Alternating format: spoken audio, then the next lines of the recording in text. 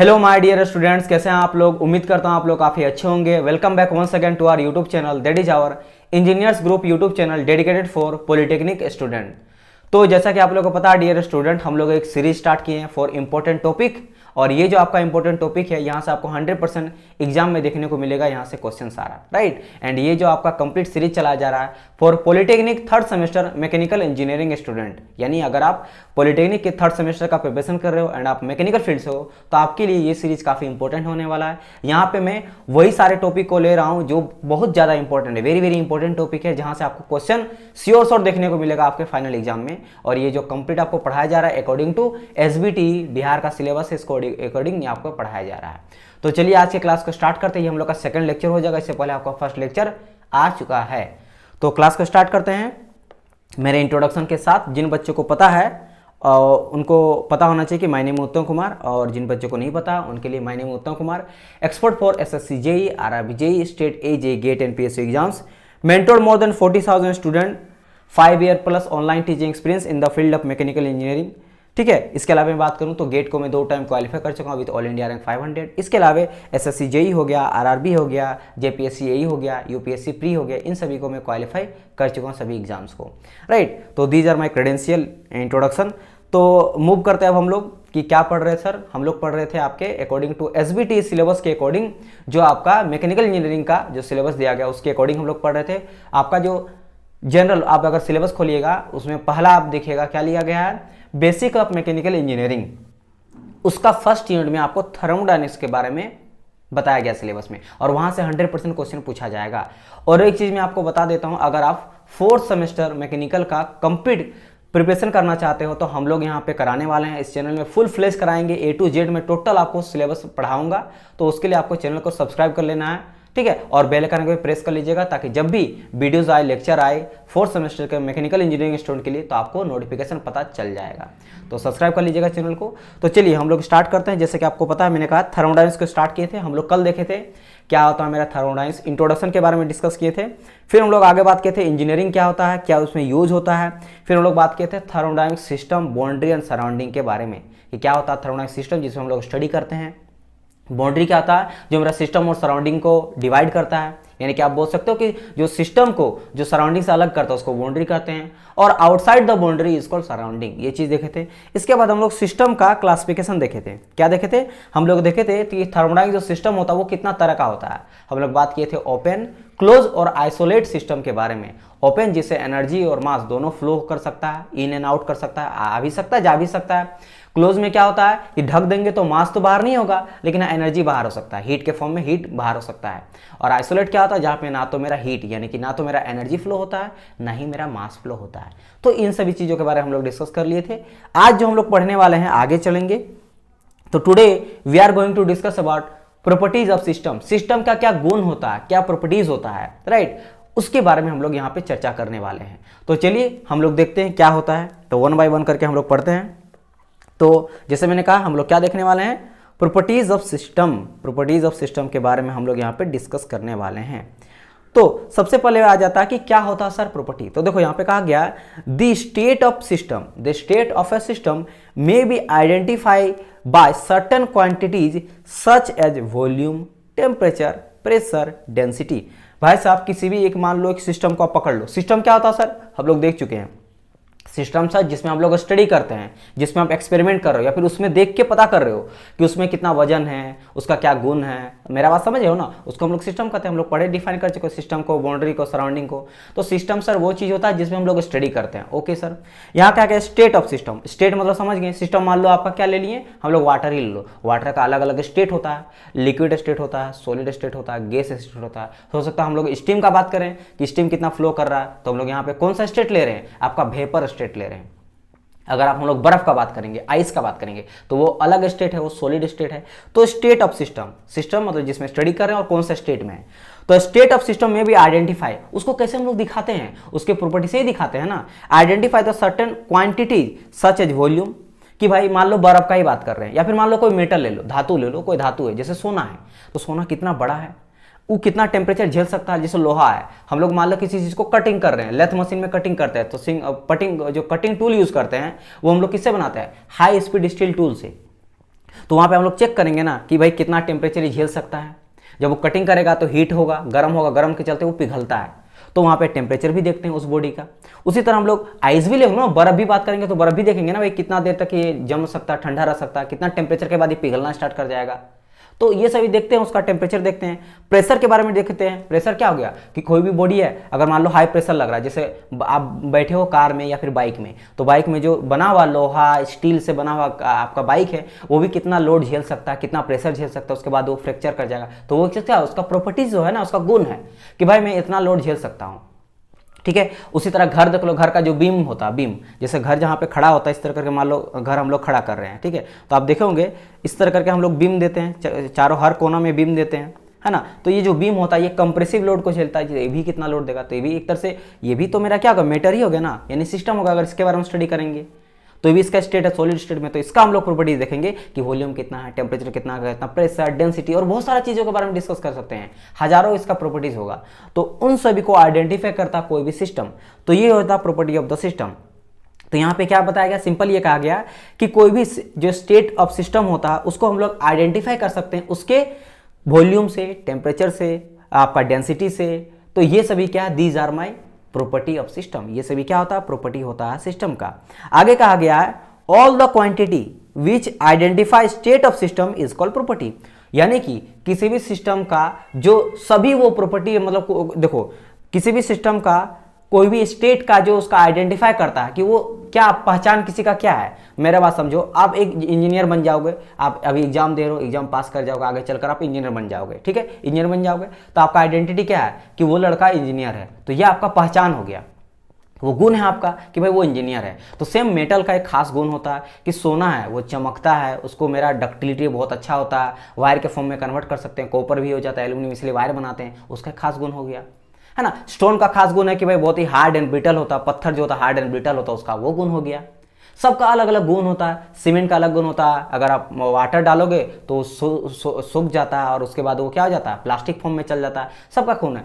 Plastic का अलग गुण है कि प्लास्टिक में हम लोग फोर्स भी लगाएंगे, कंप्रेसिव फोर्स बहुत ज़्यादा झेलता है, वो लोड को जाने नहीं देता है, मतलब बॉडी तक पहुंचने नहीं देता है। तो हर एक चीज़ का एक खास आइडेंटिटी होता है, गुण होता है, तो उसका जो गुण बताता है ना उसी को हम लोग प्रॉपर्टी कहेंगे। दैट इज वहाँ कहा गया all the quantity which identity state identify, मतलब जो स्टेट को, अवस्था को, सॉलिड में है, गैस में है या फिर आपका लिक्विड में है, उसका जो आइडेंटिटी बताता है कि इसमें भाई सॉलिड में है तो इसका ये गुण है, इसका ये आपका गुण है, तो वो सभी आइडेंटिटी बता, आइडेंटिटी मतलब गुण ही का बात कर रहा है, उसको हम लोग प्रॉपर्टीज कहते हैं, उसको हम लोग गुण कहते हैं। समझ आया कि नहीं? तो ये आपका डेफिनेशन आप लिख सकते हो इस वाले को, this is your definition for properties of system. Now अगर मैं बात करूंगा थर्मोडायनेमिक्स के बारे में कि thermodynamics properties are divided into 3 categories, 2 categories में क्लासिफाई करते हैं इसको हम लोग, 2 क्लास में डिवाइड करते हैं। एक मेरा होता है एक्सटेंसिव, एक होता है मेरा इंटेंसिव। और मैं आपको बता देता हूं this classification is very very very important. इसको मैं वेरी वेरी वेरी इंपॉर्टेंट बोलूंगा बिकॉज यहां से आपको 100% क्वेश्चन देखने को मिलेगा, सेमेस्टर में भी देखने को मिलेगा, एज वेल एज अगर आप किसी भी कंपटीशन एग्जाम में से आगे चलकर जाकर बैठते हो तो वहां भी आपको यहां से क्वेश्चन देखने को ही मिलता है। प्रॉपर्टी तो आप समझ गए, किसी भी सिस्टम का आइडेंटिटी होता है उसी को हम लोग प्रॉपर्टी कहते हैं, जो उसका पहचान होता है वही मेरा गुण होता है, ठीक है, जो पहचान होता है गुण होता है। अब यहाँ पे बात करा वो 2 तरह का होता है थर्मोडायनेमिक्स के केस में, कौन कौन सा, एक होता है एक्सटेंसिव, एक होता है इंटेंसिव। तो चलिए इसके बारे में डिस्कस करते हैं, क्या मेरा होता है एक्सटेंसिव और क्या होता है मेरा इंटेंसिव। चलो सबसे पहले हम लोग बात करते हैं एक्सटेंसिव। देखो वर्ड से पकड़ना, देखो यहाँ पे क्या मैं यहाँ पे घेर के लिखा दिया हूं, डिपेंड ऑन मास। तो अगर ये चीज नहीं याद होगा तो आप बी नंबर पाइए। बी नंबर क्या हो जाए मेरा इंटेंसिव। तो ध्यान दो यहाँ पे इंटेंसिव है ना, आई से याद रखना, आई से इंटेंसिव और आई से इंडिपेंड। एक होता है डिपेंड होना, आश्रित होना किसी में, एक होता है इंडिपेंड मतलब आश्रित नहीं होना, उसमें आप डिपेंड नहीं हो, इंडिपेंड हो, आजाद हो, उस पर आजाद, उससे उसके बॉन्डेशन में आप नहीं हो। अभी आप मान लो पढ़ाई कर रहे हो तो आप पैसा वगैरह मांगते हो मंथली चलाने के लिए, किससे, फैमिली से मांगते हो, अपने भाई से मांगते हो, अपने पापा मम्मी से आप मांगते हो, तो आप डिपेंडेंट अभी हो। जब आप जॉब निकाल लोगे, ठीक है, पढ़ाई कर रहे हो, फिर पास हो जाओगे, फिर जॉब निकाल लोगे तो आप इंडिपेंडेंट हो जाओगे। अब आप अपने से सारा चीज़ खर्चा वगैरह जो है वो चला सकते हो, यहाँ तक कि आप मम्मी पापा को घर में हेल्प कर सकते हो। ये आपका एक एम होता है। तो वो हो जाता है मेरा इंटेंसिव प्रॉपर्टी, मतलब जो किसी भी डिपेंड नहीं रहता है। तो यहाँ पे किसका बात कर रहा है, मास का बात कर रहा है, मास का। अगर वो मास पे डिपेंड नहीं करता है कि मास कम है ज़्यादा है, कोई फर्क नहीं पड़ता, उसको हम लोग बोल देंगे इंटेंसिव प्रॉपर्टी। तो ऑब्वियसली बात है एक्सटेंसिव जस्ट उसका ऑपोजिट हो जाएगा, यानी कि डिपेंड करेगा। तो बात करते हैं सर क्या इसका मतलब है। तो पहले मैं आपको बताता हूं, बी नंबर ही बताता हूं ताकि आप लोगों को समझ आएगा, फिर मैं बताऊंगा। देखो कहा गया क्या, इंटेंसिव प्रॉपर्टी। तो आप बताइए कौन सा ऐसा प्रॉपर्टी है जो डिपेंड नहीं करता मास पे। तो अगर आप यहाँ पे एग्जांपल लोगे और मैं यहाँ पे बताऊं, तो पहला एग्जांपल क्या है, देखो यहाँ पे एग्जांपल मैंने टेम्परेचर लिया है। तो थोड़ा टेम्परेचर बात करते हैं। टेम्परेचर मीन्स क्या होता है सर, टेम्परेचर मीन्स होता है जो गर्मी, टेम्परेचर होता है। सर आपका कितना टेम्परेचर है, बोलेंगे भाई नॉर्मल टेम्परेचर, रूम टेम्परेचर होता है 25 डिग्री सेल्सियस, बॉडी का टेम्परेचर होता है 37 डिग्री सेल्सियस। तो हम लोग गर्मी जो होता है, गर्मी देइएगा तो आप देखिएगा, जैसे आप हिमाचल तरफ चल जाओ, जम्मू तरफ चल जाओ, वहाँ पे माइनस भी पहुँच जाता है, 0 डिग्री सेल्सियस पहुँच जाता है। अब मेरा बात समझो, टेम्परेचर। तो एक काम करो, आप ना एक ले लो ग्लास ऑफ वाटर, एक ग्लास ऑफ वाटर ले लिए, this is our glass of water, और इसमें मेरा पानी है। क्या इसमें मेरा वाटर है। अब एक चीज बताइए, इस वाटर में मेरा पानी गर्म है, हम लोग पानी को उबाल ली, गर्मा गर्म है। अब इसमें आप एक बूंद लो या पूरा का पूरा पानी ग्लास पियो, आपको क्या गर्मी चेंज होगा? नहीं चेंज होगा। यहां पे चाहे एक बूंद का आप गर्मी देखोगे या फिर आप पूरा का पूरा ग्लास का गर्मी देखोगे, आपको उतना ही टेम्परेचर नजर आएगा। मेरा बात समझ आया कि नहीं। अगर आप एक चम्मच लो के पानी को पियोगे ना, अगर गर्मा गर्म पानी है तो जैसे चाय ही ले लो ना, हॉट वाटर, टी ले लो, चाय ले लो, तो चाय अगर एक चम्मच लोगे तो वो उतना ही गर्म लगेगा जितना पूरा का पूरा रहेगा। ये नहीं कि एक चम्मच लिए ठंडा हो गया। अलग बात है कि एक चम्मच निकालोगे तो धीरे धीरे ठंडा होगा, वो अलग बात है। मैं बात करूँ कॉन्स्टेंट टेम्परेचर मेरा अगर रहा तो आपको उतना ही गर्मी लगेगा। यहाँ पे मास के चलते, मास में डिपेंड नहीं है कि भाई ज्यादा पानी है तो ज्यादा गर्म है, कम पानी है तो वही चीज को कम कर दे तो ऑटोमेटिक ठंडा, ऑटोमेटिक नहीं, वो अगर हवा या कुछ एक्सटर्नल चीज के चलते, इन्वायरमेंट के हवा के चलते ठंडा, वो बात अलग है। समझ आया। तो टेम्परेचर क्या मास पे डिपेंड कर रहा है? नहीं कर रहा है। छोटा रहे बड़ा रहे कोई फर्क नहीं पड़ता। चलो और मैं बताता हूं, एक बड़ा सा आपके पास रूम है, एक क्या बड़ा सा रूम है। अब इस रूम में आपको पता कि भाई सजी रूम में ना बड़ा गर्मी लग रहा है, तो आप क्या किए, उस रूम के बीच में दीवार लगा दी, इतना दीवार कर दिए। अब हम लोग ना छोटा कर दिए, मतलब मास कम हो गया, तो सर अब ना यहाँ पे ठंडा लगेगा, मतलब गर्मी कम लगेगा। कैसा होगा? नहीं होगा।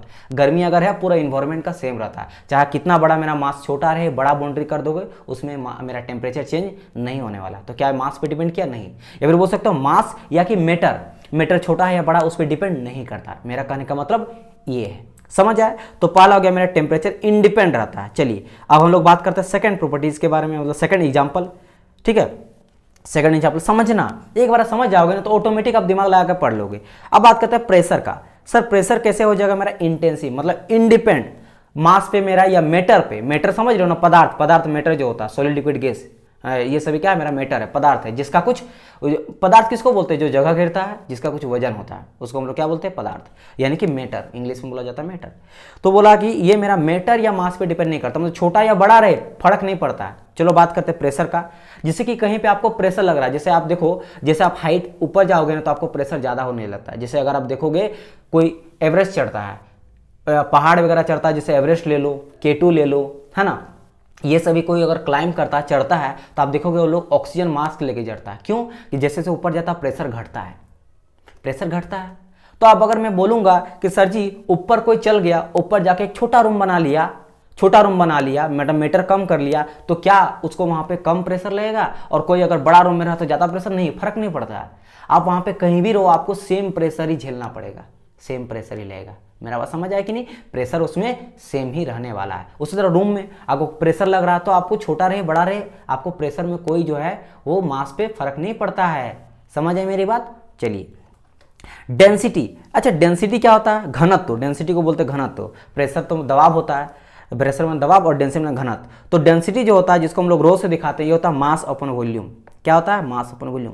थोड़ा इस चीज को देखो, क्या बोले सर? मास अपन वॉल्यूम। मास माने क्या होता है? द्रव्यमान, और वॉल्यूम इसका बहुत अच्छा एग्जांपल है। फिर से हम लोग लेते हैं टी को, चाय को, चाय का लेते हैं। चाय किसका बना रहता है? मास अपन वॉल्यूम। तो इसमें मेरा एक तो रहता है, मेरा मान लेते हैं कि मिल्क रहता है, ठीक है, मिल्क रहता है, एंड हम लोग यहाँ पे ले रहे हैं शुगर, शुगर लेते हैं, ठीक है।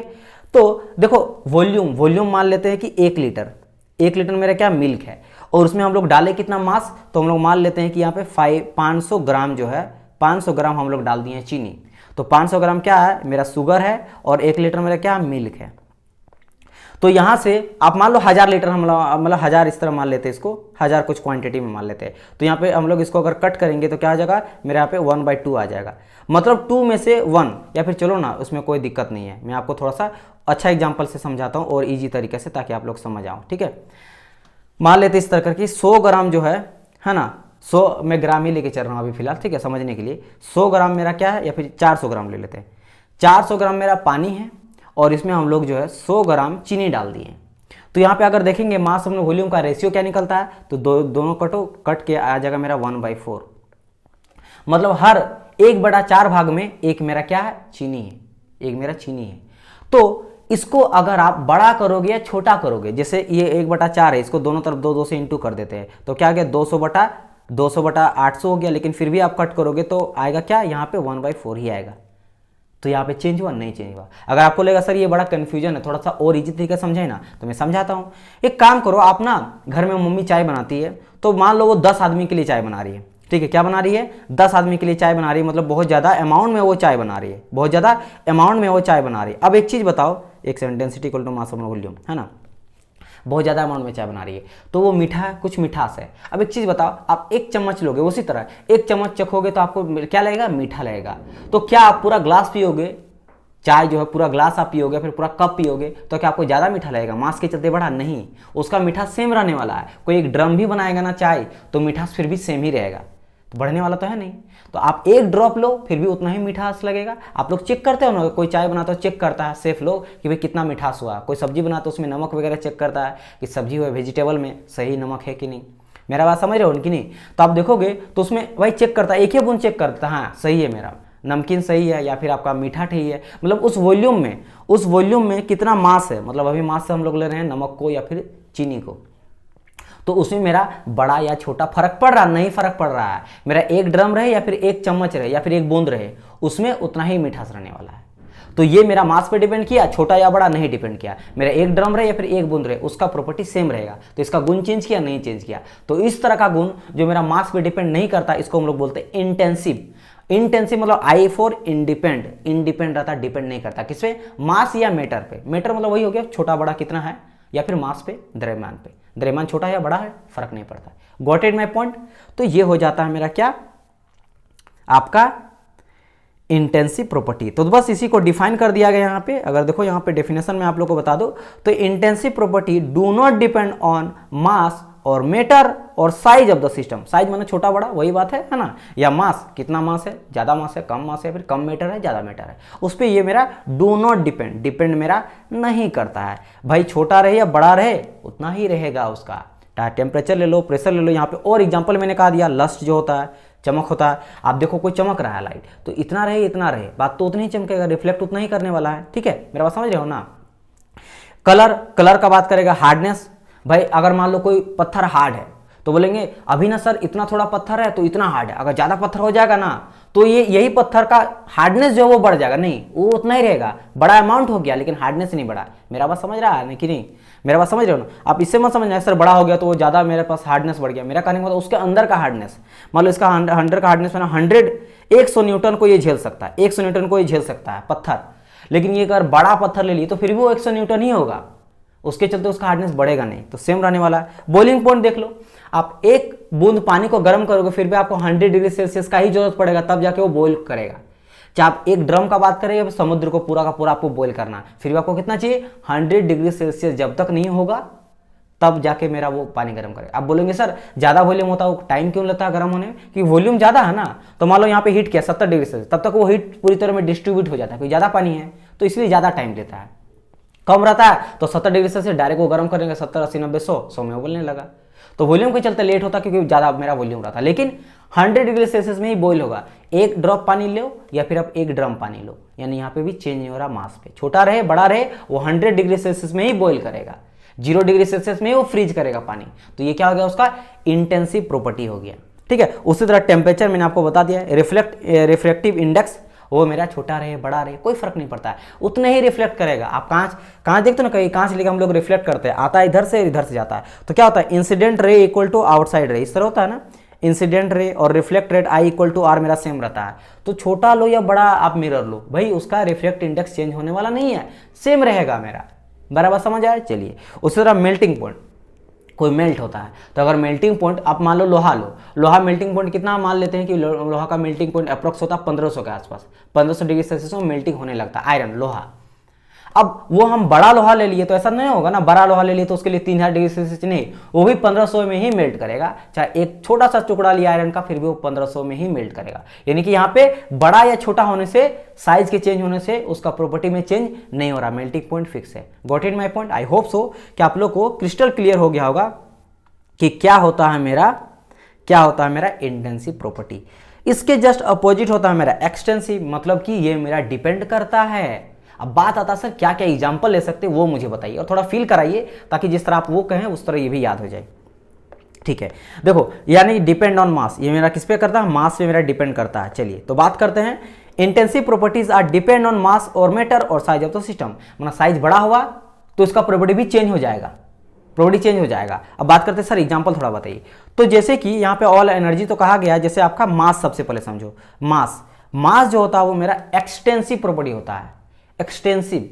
ठीक है, होता है ना एक्स मीन्स क्या होता है? दूर या फिर पुराना, तो समझ लो इसमें डिपेंड नहीं करता, इस तरह से याद रखना, डिपेंड करता। ठीक है, तो मैं क्या कह रहा था कि मास जो होता है मेरा एक्सटेंसिव प्रॉपर्टी होता है, मन में डिपेंड मेरा करेगा।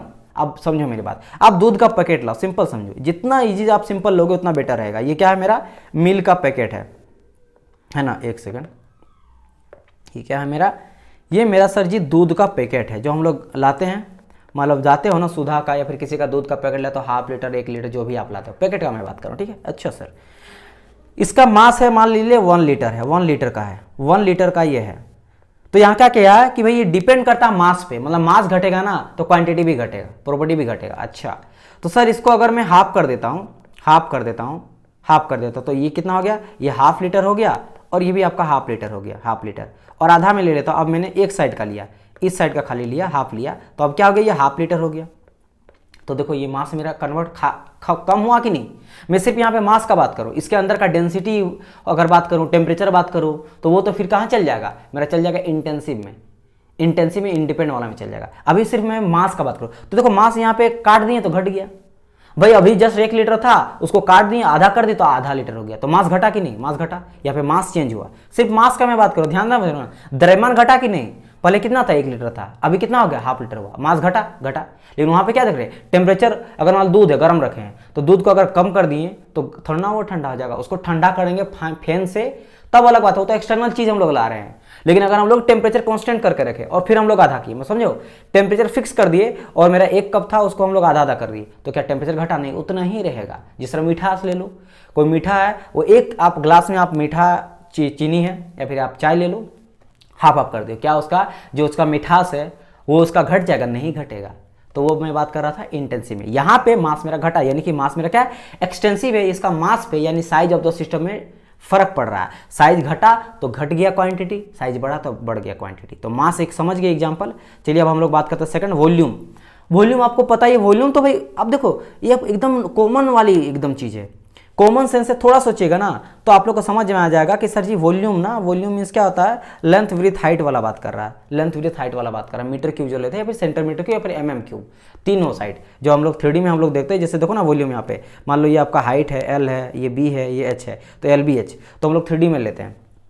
तो सर यहाँ पे अगर हाइट घटेगा, लेंथ घटेगा, विड्थ घटेगा तो साइज छोटा हो गया, तो वॉल्यूम चेंज हुआ ना। यानी साइज बड़ा होने से मेरा वॉल्यूम भी बड़ा हो जाएगा, छोटा होने से वॉल्यूम भी छोटा हो जाएगा। तो वॉल्यूम यहाँ पे साइज पे डिपेंड कर रहा है, बड़ा साइज बड़ा वॉल्यूम, छोटा साइज छोटा वॉल्यूम, तो डिपेंड किया। साइज भी देखेंगे, लेंथ भी देखेंगे, एरिया वगैरह निकालते हैं तो बड़ा है तो उसका ज्यादा एरिया, छोटा तो कम एरिया, तो बस डिपेंड कर रहा है। उसी तरह सारा एनर्जी का बात कर रहा है। अब ये एनर्जी कैसे समझो, देखो मेरे बात, मान लेते हैं कोई भी चीज, जैसे वाटर का एनर्जी होता है, पोटेंशियल एनर्जी होता है। अगर मान लो बड़ा डैम है, काफी पानी है, तो उसको अगर अचानक वो टूट जाएगा तो काफी हाई स्पीड से आएगा, उसके अंदर का जो काइनेटिक एनर्जी है उसका आएगा। जैसे स्प्रिंग को आप दबा के रखो, जब स्प्रिंग को आप छोड़ते हो तो उसके अंदर भी काइनेटिक एनर्जी, गतित बोल रहे हैं, पोटेंशियल एनर्जी मतलब स्थितिज ऊर्जा, स्थिति रुका हुआ उसके चलते उसके अंदर एनर्जी है, छोड़ेंगे तो फट से ऊपर नीचे आगे पीछे जाता है, तो उसके अंदर क्या मेरा पोटेंशियल एनर्जी है, स्थितिज ऊर्जा है। तो उसका वो जो एनर्जी है वो डिपेंड करेगा, बड़ा अगर स्प्रिंग है तो ज्यादा स्पीड से जाएगा, छोटा स्प्रिंग है तो छोटा स्पीड जाएगा। पत्थर से आप किसी को मारते हो तो चोट लगेगा उसको, बड़ा पत्थर रहेगा तो ज्यादा चोट लगेगा, छोटा पत्थर रहेगा तो कम चोट लगेगा। यानी कि क्या यहाँ पे डिपेंड क्या भाई, पत्थर के अंदर भी तो कोई एनर्जी है, अगर हम लोग फेंके जोर से मारे तो क्या गति में गया, तो उसका मास के चलते और वेलोसिटी के चलते उसको उसका एनर्जी आया, तो वो एनर्जी उसको जाकर चोट लगाया। तो अगर बड़ा मास रहा तो ज़्यादा मास रहा और मारे हम लोग तो ज़्यादा जोर लगेगा, यानी कि यहाँ पे एनर्जी भी वेरी कर रहा है। तो जितने भी एनर्जी है सभी का सभी मेरा एक्सटेंसिव प्रॉपर्टी हो, याद रखना ई से याद रखना, E for extensive, E for energy, ठीक है। इसके अलावा हीट कैपेसिटी भी डिपेंड करता है, हीट कैपेसिटी, ठीक है। तो ये भी मेरा सीपी से ही होता है, सीपी जैसे हम लोग कांस्टेंट वॉल्यूम एट मतलब heat capacity at constant volume at constant pressure का बात करेंगे आगे चलकर। तो ये भी क्या हो जाता है, मेरा एक्सटेंसिव प्रॉपर्टी होता है। और यहाँ पे कुछ और एग्जांपल दिया गया, लेंथ देखो ना, खुद ही लेंथ देखो, छोटा तो छोटा लेंथ हो गया, बड़ा तो बड़ा हो गया, 2 मीटर हो गया, छोटा कर देंगे तो 1 मीटर हो जाएगा, छोटा हुआ, ठीक है। एनर्जी बात की हम लोग, एंट्रोपी, एंट्रोपी क्या होता है, किसी भी सिस्टम का जो रेंडमनेस होता है। मान लो एक सिलेंडर के अंदर आपका गैस रखा हुआ है, उसको आप गर्म कर दिए तो उसका रेंडमनेस होने लगा, मतलब भागने लगा, गर्म कर देंगे तो मॉलिक्यूल्स भागेगा, तो उसमें रेंडमनेस आ गया, तो उसी को एंट्रोपी कहते हैं। किसी भी सिस्टम में जो रेंडमनेस आता है उसको हम लोग क्या कहते हैं, एंट्रोपी कहते हैं। यूनिवर्स का हमेशा क्या होता है, यूनिवर्स हमेशा रेंडमनेस रहता है। इन मेरा बात समझो, आप आराम से बैठे हो, गर्मी का दिन है, ठंडा लग रहा है, फिर आप मान लो ठंडा का दिन है, ठंडा का दिन आप आराम से बैठे हो, शांति से बैठे हो, आप एकदम स्टेबल हो। ठंडा का दिन है, गर्मी लग रहा है, कोई फैन क्या कर दिया, मतलब गर्मी का दिन में हीटर बंद कर दिया, हीटर कर दिया, आपको क्या लगने लगा, ठंडा लगा, तो आपके अंदर का बॉडी का क्या होगा, अनस्टेबल हो गया, आप लोग रेंडमनेस होने लगे क्योंकि ठंडा लगने लगा, तो क्या हो गया, बॉडी अनस्टेबल थोड़ा हो गया, तो अनस्टेबल हो जाता है, रेंडमनेस आ गया, उसको क्या होता है, एंट्रोपी। बॉडी में कितना रेंडमनेस हो रहा है उसको स्टडी करने के लिए हम लोग यूज करते हैं वो टर्म क्या, एंट्रोपी। एंट्रोपी के चलते पता चलता है उस बॉडी में कितना आपका रेंडमनेस आया। समझ आया कि नहीं? चलिए, सेम वेट भी छोटा बड़ा हो सकता है, ठीक है। ऑटोमेटिक आपको पता चल जाएगा कि मास पे साइज पे डिपेंड कर रहा है कि नहीं। तो दीज आर माय एक्सटेंसिव और इंटेंसिव प्रॉपर्टी। जैसे मैंने कहा काफी पूछा जाएगा, देखो यहाँ पे ऑल एनर्जी में सारा एनर्जी आ जाएगा, जैसे एंथैल्पी एच से दिखाते हैं, इंटरनल एनर्जी यू से दिखाते हैं, ठीक है। ये सभी एनर्जी मेरा किस में आ जाएगा, ये सभी एनर्जी आ जाएगा मेरा एक्सटेंसिव में। अच्छा, एक चीज मैं आपको बताता हूं, यहाँ पे देखो इसीलिए नहीं बताया था, ऑल स्पेसिफिक टर्म अगर लेंगे ना तो वो फिर मेरा हो जाएगा इंटेंसिव प्रॉपर्टी। अब बात करेंगे सर क्या मतलब है स्पेसिफिक टर्म, समझो। अभी जस्ट हम लोग वॉल्यूम देखे थे, क्या आपको याद है वॉल्यूम मेरा कैसा था property? Volume sir, volume length width height, घटा तो घट गया, बढ़ा तो बढ़ गया, मतलब क्या था, ये मेरा सर एक्सटेंसिव था। बट सर यहाँ पे आप इंटेंसिव क्यों एग्जाम्पल ली में लिखें, क्योंकि यहाँ पे स्पेसिफिक लगा दिए। स्पेसिफिक का मतलब क्या होता है, हम लोग डिवाइड कर देते हैं मास से। अभी जस्ट मैंने कहा, थोड़ा सा इधर आ जाते हैं, देखो यहाँ पे मास है ना, यहाँ पे वॉल्यूम का बात करें, वॉल्यूम है ना, वॉल्यूम क्या है मेरा सर जी, मेरा एक्सटेंसिव है, मतलब ये मेरा डिपेंड कर रहा है मास में, मतलब इसके अंदर जो है वो मास है, इसके अंदर मास है तभी ना डिपेंड कर रहा है। अच्छा, मास पे डिपेंड कर रहा है, ठीक है, इसके अंदर मास है, मतलब चेंज हो रहा, बड़ा छोटा हो रहा, तो साइज चेंज होने से इसका वॉल्यूम भी चेंज हो रहा, ठीक है सर। अब आ जाते हैं बैक, हम लोग यहाँ पे बात करेंगे, इसके अंदर मास था, लेकिन मान लो वॉल्यूम के अंदर मेरा क्या था, वॉल्यूम के अंदर ऑटोमेटिक इसके अंदर मेरा मास था। स्पेसिफिक में क्या होता है, मास से हम लोग डिवाइड करते हैं, तो जैसे यहाँ पे हम लोग मास से डिवाइड किए तो इसके अंदर का मास मेरा खत्म हो गया, तो मेरा था तो ये एक्सटेंसिव, लेकिन जैसे मास से डिवाइड किए ये मेरा इंटेंसिव प्रॉपर्टी बन गया, मतलब मास खत्म हो गया, मास से ही इंडिपेंडेंट हो गया, मास से आजाद हो गया। तो जब भी कोई भी स्पेसिफिक टर्म, अब यहाँ पे स्पेसिफिक वॉल्यूम हो सकता है, स्पेसिफिक कोई भी एनर्जी, जैसे स्पेसिफिक एंथैल्पी, स्पेसिफिक एंट्रोपी, ठीक है, स्पेसिफिक हम लोग ले लेंगे प्रेशर, कोई भी स्पेसिफिक टर्म लेंगे तो ऑटोमेटिक वो मेरा इंटेंसिव बन जाएगा। क्यों? क्योंकि वो मास से डिवाइड कर देते हैं, तो उसके अंदर का मास वो कट के खत्म हो जाता है, इस चीज का ध्यान रखना, ठीक है। तो इस चीज का यूनिट लिखा गया, वॉल्यूम मतलब हो गया मीटर क्यूब और केजी। तो यहाँ पे केजी से जैसे डिवाइड किया, मास से डिवाइड किए, तो इसके अंदर का मास जो मास में डिपेंड था, ये डिपेंडेंट था, वो खत्म होकर इंडिपेंडेंट बन गया, तो अब ये मास पे डिपेंड नहीं करता है। राइट, मेरा पॉइंट क्लियर हो गया आप लोग को? चलिए, नाउ ये हम लोग देख लिए यहाँ पे क्या कि भाई सिस्टम का प्रॉपर्टी क्या हो जाता है, किसी भी स्टेट ऑफ सिस्टम का जो आइडेंटिटी होता है, उसका पहचान होता है, उसको प्रॉपर्टी कहते हैं। उसको दो भाग में डिवाइड किए, एक होता है मेरा इंटेंसिव, एक होता है मेरा एक्सटेंसिव। इंटेंसिव में इंडिपेंडेंट होता है साइज मैटर या फिर मास ऑफ द सिस्टम का, एंड आपका एक्सटेंसिव में डिपेंडेंट होता है साइज का मैटर का ऑफ द सिस्टम का। चलिए, आई होप सो कि प्रॉपर्टी आप लोग को समझ में आया होगा, काफी अच्छी तरीके से मैं आप लोग को डील कराया। Now we are going to talking about thermodynamics equilibrium. क्या होता है सर थर्मोडायनेमिक्स इक्विलिब्रियम? देखो, इक्विलिब्रियम बहुत ही अच्छी तरह से आपको यहाँ पे दिखाया गया होगा, है ना। इस फिगर से अगर देखोगे तो आप लोगों को क्लियर होगा। क्या है, एक बॉल है, यहाँ भी एक बॉल है, यहाँ भी एक बॉल है। बेसिकली इक्विलिब्रियम किसको लाया जा रहा है, ये जो बीच में हम लोग एक सीट रखे हैं ना, इस सीट को हम लोग इक्विलिब्रियम करना चाह रहे हैं। ये जो सीट है, इस सीट को, ये जो पतला सा चादर जैसा है, इसको मुझे इक्विलिब्रियम रखना है। इक्विलिब्रियम मतलब क्या होता है, बैलेंस होना। इक्विलिब्रियम मतलब होता है बैलेंस रखना, समझ रहे हो। जैसे कि मान लो आप मेरे तरफ देखिए, ये है, मान लो ये मेरा आईपैड का है, क्या है, पेंसिल है, इसको मुझे क्या करना है, इक्विलिब्रियम रखना, बैलेंस करना। अब देखो इधर ज्यादा फोर्स लग रहा है तो इधर गिर जा रहा है, अगर मैं इधर रखता हूं तो इधर गिर जा रहा है। बैलेंस मतलब क्या, ऐसा जगह मुझे रहना पड़ेगा जो पूरी तरह से बैलेंस होगा और ये रुक जाएगा। अगर मैं इसको कर पाऊं, देखो ये रुक गया ना, ये क्यों रुका, इधर से जितना फोर्स लग रहा है उतना ही इधर से फोर्स रख रहा है, या फिर रिएक्शन फोर्स जितना इधर से लग रहा है इधर से भी रख रहा है, इसलिए इसको बैलेंस रख रहा है। तो हम लोग किसी भी चीज को जब बैलेंस करके रखते हैं इसको इक्विलिब्रियम कहा जाता है। अब इक्विलिब्रियम बहुत तरीका होता है भाई, यहाँ पे फोर्स का यहाँ पे बैलेंस किए, फोर्स में बैलेंस किए। अगर मान लो हम लोग को केमिकल का भी तो जरूरत पड़ता है भाई, केमिकली इक्विलिब्रियम होना चाहिए, मतलब केमिकली स्टेबल होना चाहिए, कोई भी केमिकल का फर्क नहीं पड़ना चाहिए। जैसे यहाँ पे फोर्स का कोई इफेक्ट नहीं पड़ा, फोर्स का कोई इफेक्ट नहीं पड़ा क्योंकि मान लो यहाँ से 10 न्यूटन का फोर्स लगा रहा था, इधर गिरा रहा है तो रिएक्शन भी 10 न्यूटन का लगाया तो ये बैलेंस कर गया। इधर भी उसी तरह का लगा था तो बैलेंस करके तभी जाके इस तरह करके रुका हुआ है। तो हम लोग क्या करते हैं, थर्मोडायनामिक्स इक्विलिब्रियम में अलग अलग इक्विलिब्रियम का बात करते हैं, ठीक है। तो पहले स्टेटमेंट यहाँ पे देखो क्या कहा गया है, पहले स्टेटमेंट की ओर हम लोग थोड़ा चलते हैं, देन हम लोग इसको थोड़ा सा डिफाइन करेंगे। तो first of all we go through the statement. कहा गया है a system is said to be in thermodynamics equilibrium, किसी भी सिस्टम को हम लोग थर्मोडायनामिक्स इक्विलिब्रियम कब कहेंगे, if it maintain thermal, chemical, phase और केमिकल इक्विलिब्रियम। अगर हम लोग थर्मोडायनामिक्स इक्विलिब्रियम का बात करें, अभी जो मैंने अभी समझाया ना फिगर, ये सिर्फ फोर्स इक्विलिब्रियम है, मतलब सिर्फ फोर्स को इक्विलिब्रियम करने। आप लोग मैकेनिक्स जब पढ़ते हैं, मैकेनिकल इंजीनियरिंग मैकेनिक्स जब पढ़ते हैं, वहां पे हम लोग सिर्फ फोर्स इक्विलिब्रियम का बात करते हैं, केमिकल का भी नहीं बात करते हैं एंड आपका थर्मल का भी बात नहीं करते। थर्मोडायनामिक्स में थर्मल का बात करते हैं, लेकिन अगर थर्मोडायनामिक्स में बात करेंगे तो यहाँ पे हम लोग सभी इक्विलिब्रियम का बात करते हैं। मतलब इक्विलिब्रियम होना चाहिए, मतलब उसमें इफेक्ट नहीं पड़ना चाहिए उसका। जैसे यहाँ पे फोर्स का कोई इफेक्ट नहीं पड़ा, अनबैलेंस नहीं हुआ, फोर्स के चलते इसमें कोई फर्क नहीं पड़ा, तो केमिकल के चलते कोई फर्क नहीं पड़ना चाहिए, मैकेनिकल के चलते कोई फर्क नहीं पड़ना चाहिए। अब होता क्या है, चलो इसके बारे में देखते हैं। मतलब सिंपल सा समझो ना कि किसी का कोई इफेक्ट नहीं पड़ना चाहिए, वो जैसा का तैसा रहना चाहिए ना। तो मान लो एसिड, एसिड से क्या जल जाएगा, तो कोई भी ऐसा अगर हम लोग कोई पढ़ेंगे, कोई प्रोडक्ट लेंगे, उसमें हम लोग स्टडी करेंगे तो उसमें केमिकल का कोई इफेक्ट नहीं होना चाहिए, ना तो उसमें रस्ट लगना चाहिए, जंग लगना चाहिए, ना तो केमिकली वो जलना चाहिए, कुछ भी नहीं होना चाहिए। तो उसको हम लोग बोलेंगे कि हाँ भाई ये मेरा इक्विलिब्रियम है, ठीक है। तो देखो ये तीन तरह का होता है, एक होता है मेरा थर्मल इक्विलिब्रियम, एक होता है मेरा मैकेनिकल इक्विलिब्रियम, एक होता है मेरा केमिकल इक्विलिब्रियम। ये मैं जो लिखाया हूँ ब्लैक कलर से, ये मैं शॉर्ट करके लिखा दिया हूँ। इसका मतलब क्या है, इक्विलिटी ऑफ टेम्परेचर।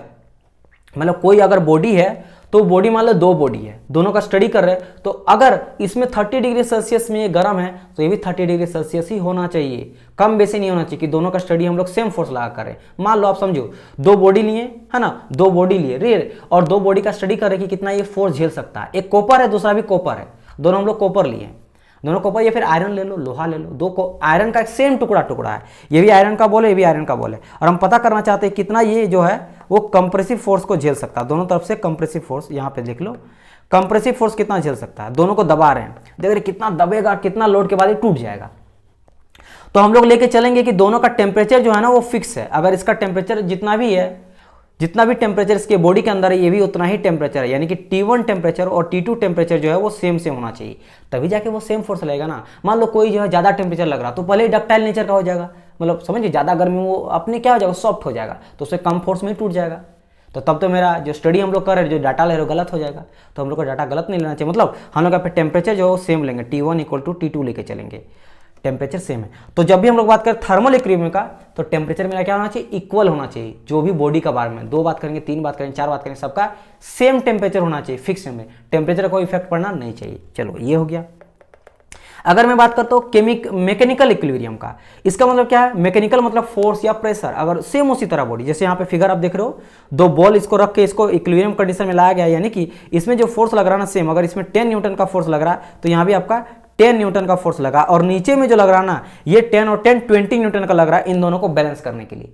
समझ रहे हो मेरी बात। तो ये मेरा इक्विलिब्रियम कंडीशन में ना, अनइक्विलिब्रियम नहीं है, ये मेरा बैलेंस जो है पूरी तरह से है, ठीक है। तो यहाँ पे क्या हो जाएगा, जब बात करेंगे मैकेनिकल इक्विलिब्रियम का, तो यहाँ पे इक्वलिटी ऑफ फोर्स या प्रेशर होना चाहिए, इक्वल लगना चाहिए। अगर बात करेंगे केमिकल इक्विलिब्रियम का, तो केमिकली इनएक्टिव, मतलब केमिकल का कोई इफेक्ट नहीं पड़ना चाहिए, वो इनएक्टिव होना चाहिए, एक्टिव नहीं कि भाई एसिड डाल दिए तो जलने लगा, बेस डाल दिए तो कुछ और हो गया। यहाँ पे कोई भी केमिकल का कोई इफेक्ट नहीं पड़ना चाहिए बॉडी में जिसमें हम लोग स्टडी कर रहे हैं। समझ रहा है मेरी बात। तो ये होता है मेरा इक्विलिब्रियम लेना। नाउ हम लोग थोड़ा सा और डिटेल वाइज यहाँ पे देख लेते हैं, थोड़ा सा हम लोग यहाँ पे डिटेल वाइज यहाँ पे देख लेते हैं। वही चीज़ है, बस यहाँ पे मैं डिफाइन कर दिया हूँ। तो चलो वन बाय वन करके हम लोग यहाँ चलते हैं। सबसे बात करते हैं thermal equilibrium. The temperature through out the entire system is uniform. ऐसा टेम्परेचर जिससे पूरा का पूरा बॉडी जो है वो एक है, एक जैसा टेम्परेचर का है। जैसे देखो यहाँ पे एक हम बॉडी लिए कि मान लो ये मेरा ज़्यादा गर्म है, रेड कलर का, ये ज़्यादा मेरा हॉट है और इधर मेरा कोल्ड है, तब इसको इक्विलिब्रियम कंडीशन में लाना पड़ेगा और ये ऑटोमेटिक कर लेता है बॉडी। अब देखो कोई रॉड को आप चूल्हा के अंदर डाल दो तो आप देखो उधर गर्म होगा, उधर गर्म होगा और यहाँ पे गर्म नहीं होगा, लेकिन आप 2 मिनट वेट करो, आपको क्या लगेगा, आपके हाथ में भी गर्म लगेगा। क्यों? क्योंकि हीट को कंडक्ट करता है, इधर तक कंडक्ट करते हुए आता है। और कब तक आएगा? जब तक कि दोनों मेरा बराबर ना हो जाए। अच्छा एक चीज़ मैं बताता हूँ, ये क्या होता है बेसिकली, ये यूनिवर्स का लॉ होता है। ऑलवेज जो एनर्जी फ्लो करता है ना वो हायर से लोअर की हो जाता है, higher temperature to lower temperature, higher energy to lower energy, ये यूनिवर्स का लॉ होता है। Always energy flow from higher to lower. समझो कैसे, मैं बहुत अच्छा एग्जांपल एक लिया था कि आप जो है गर्मी जब ठंडा लगता है तो आप आग जलाते हो, लकड़ी जलाते हो और आग के पास बैठते हो, तो आपके बॉडी में भले आप ठंडा लग रहा है, आपको ठंडा लग रहा है, कुछ तो बॉडी का टेम्परेचर है ना 25 डिग्री सेल्सियस ही है। आपका बॉडी का टेम्परेचर 37 डिग्री सेल्सियस तो है ही, बॉडी टेम्परेचर उतना तो आपके बॉडी में है। ठंडा के दिन में बॉडी में अगर आप छूओगे ना तो अंदर गर्मी लगेगा ही लगेगा। लेकिन ऐसा क्यों होता है कि बॉडी जो आग का है, लकड़ी जो चल रहा है, उसी का आग आपकी ओर आ रहा है, आपका बॉडी का टेम्परेचर आग की ओर क्यों नहीं गया? इसलिए नहीं गया क्योंकि यूनिवर्स का ये लॉ होता है। क्या लॉ होता है कि एनर्जी जो ट्रांसफर करता है ना वो कैसा ट्रांसफर करता है? हायर से लोअर की ओर। इसलिए आग का जो हीट है वो आपकी ओर आ रहा है। कब तक आएगा? जब तक दोनों बराबर नहीं हो जाएगा। आप आग के पास जाके बैठो, वो तब तक हीट आएगा जब तक जितना आग का हीट है उतना आपका नहीं आएगा। भले वो जल जाओ आप, लेकिन तब तक वो करेगा। समझ रहे हो मेरी बात? तो क्या करता है? हायर से लोअर की ओर ट्रांसफर होता है। तो इसको बैलेंस करने के लिए देखो पहला वाला में क्या है, इधर आपका रेड कलर का मतलब गर्म है और ये कोल्ड है, ब्लू है, तो ये मेरा हीट इधर ट्रांसफर कर रहा है। क्यों? इक्विलिब्रियम लाने के लिए। अब देखो सेकंड वाला में क्या कर दिया? इक्विलिब्रियम हो गया। ये 26 डिग्री सेल्सियस में आ गया तो ये भी 26 में आ गया। ट्रांसफर करते जबकि मेरा इक्विलिब्रियम होगा तो फिर वो रुक जाएगा। तो यहाँ पे क्या हो गया? ये भी 26, ये भी 26, मतलब ये थर्मल इक्विलिब्रियम हो गया, टेम्परेचर दोनों बॉडी का सेम हो गया। तो उसी तरह यहाँ पे बोले ए में अगर 30 डिग्री सेल्सियस है तो बी भी 30 होना चाहिए। अगर हम लोग इसका स्टडी कर रहे हैं तो थर्मल इक्विलिब्रियम होना इंपॉर्टेंट है। बात करेंगे श्योर क्यों? वही मैंने कहा कि अगर फोर्स अप्लाई करेंगे तो दोनों में सेम फोर्स सेम टाइम पे वो ब्रेक करना चाहिए। फिर जो भी हम उसका चेक कर रहे हैं टेम्परेचर के चलते कुछ मेरा इफेक्ट ना हो जाए। मेरा बात समझ आया कि नहीं? ये चीज़ है। जैसे कोई मान लो 2 आदमी को रेस में दौड़ा रहे हैं, अब एक का पैर टूटा हुआ है तो ऑटोमेटिक तो वो हार ही गया। तो दोनों में हम मानेंगे कि दोनों हेल्थ पूरा है, दोनों फिट है, दोनों का जितना हाइट चाहिए उतना है, जितना हेल्थ चाहिए, जितना कैपेसिटी चाहिए वो सभी चेक किया जाता है, स्टेमिना कितना है, तब जाके दौड़ाया जाता है कि हाँ आप उसके साथ फिट हो। मेरा बात समझ आया कि नहीं? एक बच्चा को अगर हम लोग एजेड यंग लड़का के साथ दौड़ाएंगे तो वो सही रेस का लगा नहीं, बच्चा को बच्चा के साथ दौड़ाएंगे, यंग को यंग के साथ दौड़ाएंगे सेम। इसीलिए देखिएगा बॉडी बिल्डिंग भी होता है ना तो आपका एक वेट से होता है, 45 वेट वाला वेट लिफ्टिंग करता है, इतना वेट वाला बॉक्सिंग करता है, क्योंकि एक इक्विलिब्रियम रखा जाता है कि हाँ इसके साथ ही झेल सकता है, तो भले हार जाएगा, ताकि सही मुकाबला हो सके। सही ये वेट जितना उठाएगा, जितना उसको वजन लगेगा उसको भी उतना ही वजन लगना चाहिए। समझ आ रहा है मेरी बात? ठीक है, तो ये हो गया। सेकंड बात करेंगे मैकेनिकल इक्विलिब्रियम। मैकेनिकल आप यूं नो दैट फोर्स का बात करते हैं, प्रेशर का बात करते हैं, तो यहाँ पे the pressure through out the entire system is uniform. ठीक है, यानी कि अगर देखो ये मेरा बॉडी है तो अगर जैसे मान लो ये बॉडी है, ग्रीन कलर का बॉडी दिखाया गया, तो इसमें अगर mg लग रहा है, mg लग रहा है, मास इंटू ग्रेविटी वेट लग रहा है, तो नीचे से भी उतना न्यूटन का हम लोग फोर्स लगाएंगे उस बॉडी को इक्विलिब्रियम रखने के लिए। आप जिस मान लो चेयर पे या फिर बेड में पढ़ रहे हो या टेबल में स्टडी रूम में पढ़ रहे हो, तो आपका वो क्यों इक्विलिब्रियम है? ऊपर से क्या लग रहा है? ग्रेविटी फोर्स लग रहा है इस टेबल पे। अगर चेयर का नहीं रहेगा ना खड़ा करने वाला, फिर बेड का नहीं रहेगा तो टूट सकता है। क्यों टूट सकता है? ग्रेविटी फोर्स बहुत हाई लगता है। समझ रहे हो ना, यहाँ पे 9.81 का ग्रेविटी लग रहा है, इतना एक्सेलरेशन लग रहा है, लेकिन क्या अंदर ऊपर से भी आपका फोर्स लगा हुआ है, उसको बैलेंस करे हुए, हर चीज को बैलेंस करे हुए। ठीक है, तो इस तरह देखो यहाँ पे कोई बॉडी है तो अगर इधर अगर 20 न्यूटन का लग रहा है तो भी 20 न्यूटन लगना चाहिए। क्यों? मान लो इस बॉडी का स्टडी करें, क्यों? क्योंकि ये स्टैटिक मोशन में है। मान लो इधर 20 लगेगा, इधर 20 लग रहा है और इधर हम लोग 20 ना करके इधर 40 कर दिए, तो अगर ये 40 कर दिए तो ये मोशन में आ जाएगा ना, गति करेगा, ये भाग जाएगा। समझ लो, धक्का जोर से लगा दिए, उधर लग रहा है तो उधर में गति करके चल गया, तो स्टडी कहाँ कर पाए? तो चल गया, तो रुका रहेगा तब ना हम लोग स्टडी कर पाएंगे। तो इक्विलिब्रियम अगर रहेगा तो इक्वल नंबर ऑफ फोर्स लगना चाहिए, टेंसाइल रहे या कंप्रेसिव रहे। यहाँ दोनों तरफ से खींच रहे हैं तो मेरा है टेंसाइल, दबाते तो हो जाता कंप्रेसिव। तो ये हो गया मेरा मैकेनिकल इक्विलिब्रियम।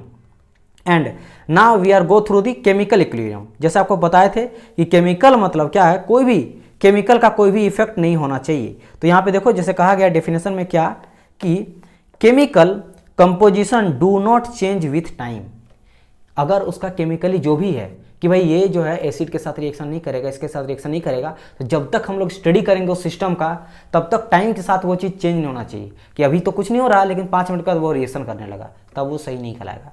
तो टाइम के साथ उसका चेंज नहीं होना चाहिए। मतलब समझो सिंपल सा लॉजिक है कि केमिकल का कोई इफेक्ट नहीं होना चाहिए, केमिकल इनएक्टिव होना चाहिए, ठीक है, यानी कि no chemical reaction take place, कोई भी केमिकल रिएक्शन नहीं होना चाहिए। जैसे यहाँ देखो ए एंड बी है, ये खास गुण बताया गया है, ये आपका पिंक एंड ब्लू है, मतलब खास प्रॉपर्टी है, लेकिन ये चेंज होकर सी एंड डी हो गया कुछ देर के बाद, क्योंकि यहाँ पे देखो कोई एसिड, जैसा यहाँ पे देखो कोई पानी जैसा डाल दिया, वो मान लो एसिड है, रिएक्शन कर गया, अब जो बॉडी का प्रॉपर्टी है वो तो प्रॉपर्टी ऑटोमेटिक चेंज हो गया होगा।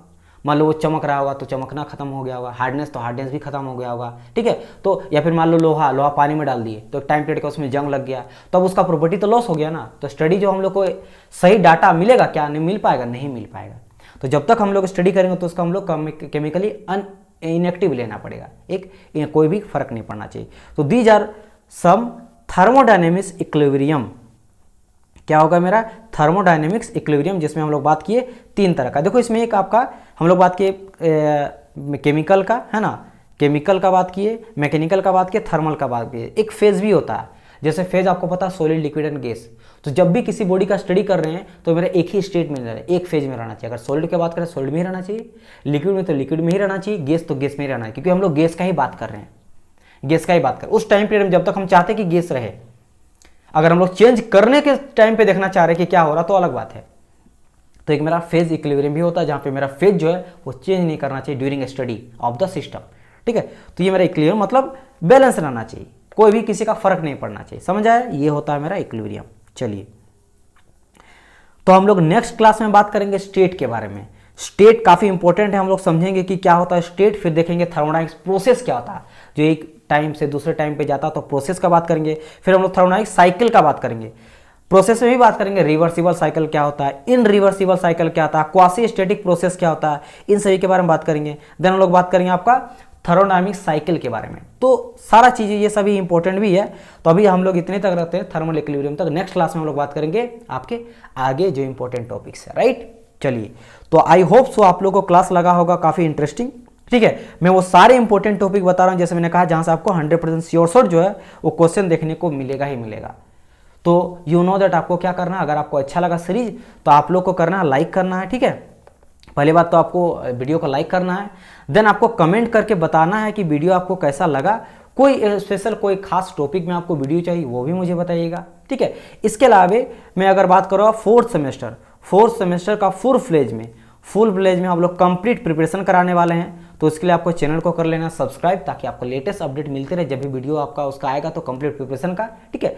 तो ये सभी चीज़ें हैं। एंड इसके अलावा हम लोग मिलते हैं नेक्स्ट पार्ट में हम लोग डिस्कस करेंगे कुछ और इंपॉर्टेंट आपका थ्योरी के बारे में जो आपके एग्जाम में देखने को मिलेगा।